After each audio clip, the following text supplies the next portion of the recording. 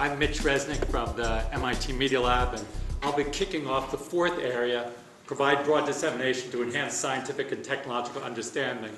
And actually my first recommendation would be that for each of these 5 areas, we come up with 2 or 3 word descriptions so we can remember them. But they come up, it's hard to remember all of them. So I think of this as broad dissemination. So I'm going to give a little bit of a few overview comments before going into my own topic. In the NSF documents, it gives several of the different activities that are typically associated with broad dissemination. So you can see some of them there about partnering with museums or other centers to create exhibits, giving presentations to a broader community, publishing in diverse media. So it's again about taking ideas and getting them out to the world, as you can see in a lot of these different ones, involving the public in different ways is what comes out, getting ideas out to the world. As I thought about this, I thought of sort of 2 big issues that I'd like to think about as we listen to the different presentations and think about the different projects in these areas. So for me, and through these 2 issues, you'll see some of my biases coming through. So I think one of the issues in broad dissemination is it focusing on just getting the information out there, or is it involved with engaging people in some type of participation? Because in my mind, real broad dissemination isn't just about getting information out there, but computation and computing is not just about a set of concepts and ideas, but a set of practices and a type of activities and a way of thinking. So can we really engage people in those activities? So I think we should be thinking about that again, it's not one or the other, but how we go beyond just getting information out there to really engaging people. The second issue that I want to keep in mind as we go through the area is one that actually applies to all 4 areas. And that's one that's come up before, the issue of integration between the research and the broader impact. And again, in my mind, you sort of see these 2 different types of strategies. You can see a strategy of you come up with your research idea, and then you think, well, what's the outreach activity that might be related to this?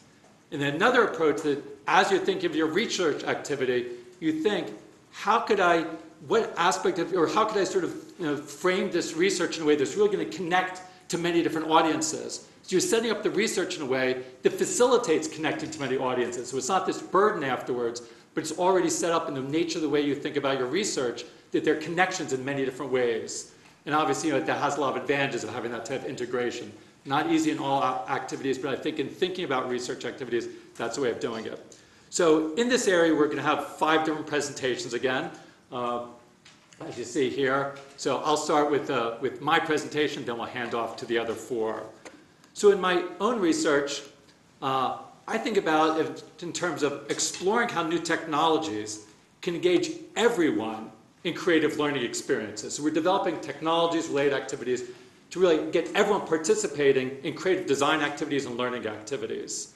And in doing this, there are several sort of guiding themes. One is about expanding opportunities for everyone to design, create, and invent. It's not just us that's doing the developing and inventing, but providing opportunities for others to invent with new computing.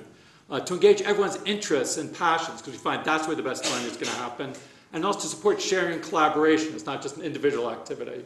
So those are themes that carry through a lot of the work that we do. Maybe one of the best and well-known examples of things that have come out of our work is the work we did with Lego and Lego Mindstorms that engages often kids, but also adults in creating their robotic constructions.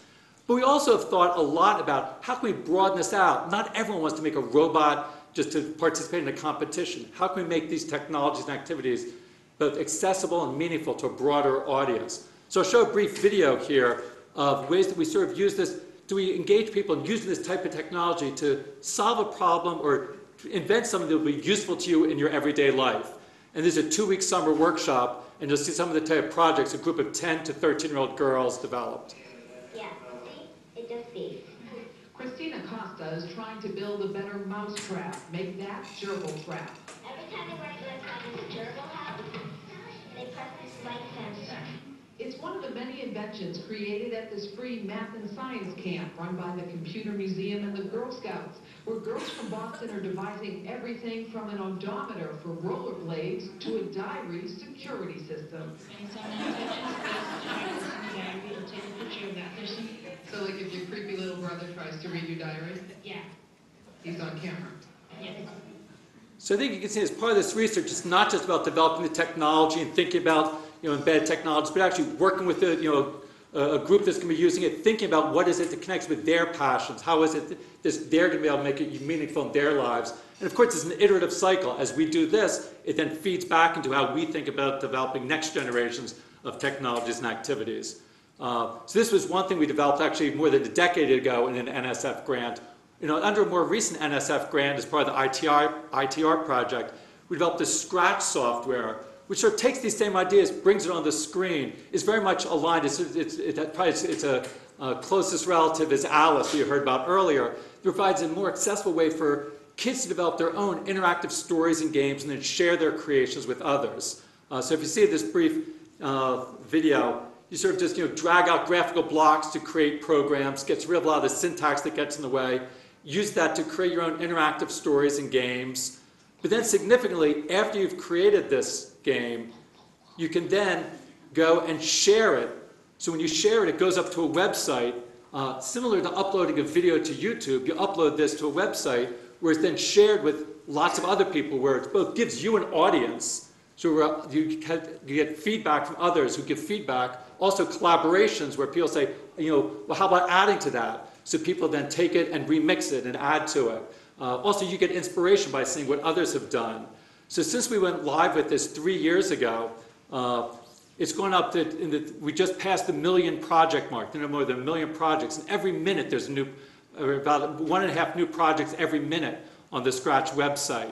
Actually, the bottom line here is the remixes. So about 25% are remixes that shows the level of the collaboration on the website. The 25% are kids building on each other's projects in a type of open source community, among kids. But maybe what makes us happiest about it is the wide diversity of projects on the site. We've just been amazed of different genres that we never expected.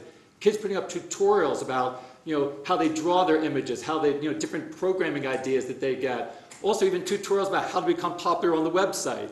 So it's at all different levels, different ways of kids stretching the software in ways we didn't imagine. So it sort of supports them in their creative thinking, which is the type of thing that we wanted to support, that we were hoping for as we were developing this.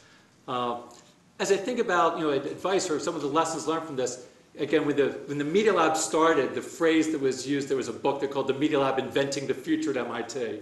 For me, it's not about inventing the future, but rather empowering everyone to invent their own futures. And I think that's an important part of dissemination. It's not just telling you how we invented the future, but providing you the tools, activities, support to allow everyone, and again, emphasizing to everyone, a broad range of people, to be able to use those ideas, technologies, activities to be able to invent their own future. So again, not just, obviously those girls were inventing a gerbil house, but they're also inventing and developing a new sense of themselves and how they could use technology to expand those ideas. So in my mind, that's what the most important dissemination is about, sort of disseminating a way of thinking and a type of way of being able to make use of these ideas, technologies, to be able to further yourself in the world. And those are the things that we're trying to emphasize. So if you want to find out more, here's some ways of contacting, and be happy to talk to people individually later if you have interest. Thanks a lot.